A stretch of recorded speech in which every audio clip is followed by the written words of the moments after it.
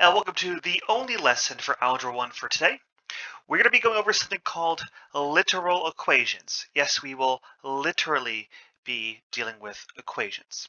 Now, what I actually mean by that is if you take a look at what's on the right, you'll see this strange equation that mx plus n equals d, where there's not a single number there. Literal equations can't be solved for a numerical value, but they can still be solved.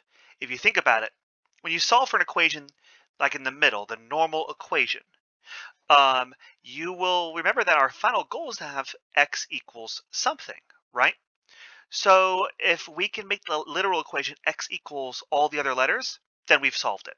So what I'm going to do is I'm going to show you how to solve the normal equation, and then I'm going to show you how to solve the literal equation. You'll notice that the number 3, the number 5, number 23 have to be replaced by letters with variables. So let's solve the normal equation first. If I was going to solve 3x plus 5 equal 23, I would subtract 5 on both sides first because it's a plus 5, right? So I'm going to subtract 5 on both sides. The reason why I do that is it cancels out the plus 5 right there. And that leaves us with 3x on the left side. And then 23 minus 5 is equal to 18 on the right side. So now we have almost a solved equation, but we still have this 3 there. 3x, how do I get rid of that 3? Remember, when you have a 3x, it's the same thing as 3 times x. And the opposite of 3 times x, well, instead of multiply by 3, we could divide by 3. And that cancels out our 3's there. That's the whole point of that, right? So now we just have, on the left side, just x. And then on the right side, 18 divided by 3 just ends up being 6. And so that's how you normally solve a normal equation, but let's take a look at the literal equation, which is set up the exact same way, just with variables. You notice how we subtracted 5 on both sides? Well, we can also subtract n on both sides. Let's do that. So the n's plus n and minus n, that still cancels out, just like the plus 5 and minus 5.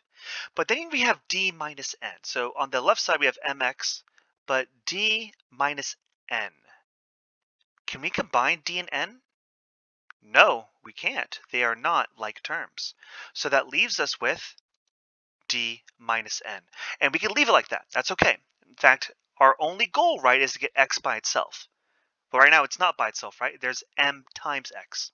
Well, what's the opposite of times m? If we take a look at the left side, remember we countered times 3? We did the inverse, which is divide by 3. So instead of times m, let's do a divide by m. And that'll cancel out right here, which leaves us with an x. And thus we know it's x equals, can we divide d minus n by m? We can't, but we can represent that as, remember, division is the same thing as a fraction. So we can write it as a fraction. Now you're probably thinking, oh no, Mr. Porter, no fractions. I don't want to deal with that. Well, good news, guys, you don't have to deal with that. Once you have this all set up, where x is by itself, and that's equal to d minus n over m, you're done. And now you're probably wondering, well, what if I wanted to check my work for literal equations? I do want to point out to you guys, notice how we didn't lose any of the variables. We still have an m, we still have an n, we still have a d. And we also notice that we actually have the opposites here now. Instead of a plus n, now we have a minus n.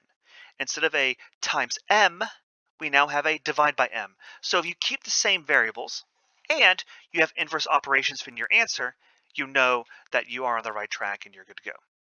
But let's go ahead and do a second example. So here we have another example where instead of solving for x, we're to solve for m. So if you're ever wondering, what if I get a literal equation and I have all these variables and I don't know what to solve for? Well, I promise you, whatever problem you get, it will tell you which variable to solve for. So it's the same format. Notice how instead of a 10, we have a z. Instead of a 3, we have a b. Instead of a 4, we have an a. So let's solve the normal equation again. And let's use whatever strategies we do for the normal equation to solve the literal equation. So let's subtract. I see a 3 plus m over 4. It's a positive 3. So let's subtract 3 on both sides. And that cancels out right there. So we have m over 4 on the right side. But on the left side, 10 minus 3 is 7. Now we have 7 equals m over 4. And if you're getting confused by this, remember, the opposite of division is multiplication. And a fraction is division. So that instead of dividing by 4, I'm going to multiply by 4. Because if I divide by 4 and multiply by 4, that will cancel out. And then I get 7 times 4, which is 28. So that's our answer right there if it was a normal equation. So let's take a look at this literal equation over here. Our goal is to still solve for m. We're going to follow the exact same strategies. I see b plus m over a. So I'm going to get rid of that b first to get m by itself. So I'm going to subtract b on both sides.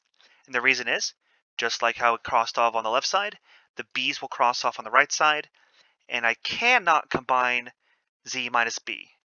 So let's just leave it as z minus b. So we have m over a on the right side and z minus b on the left side.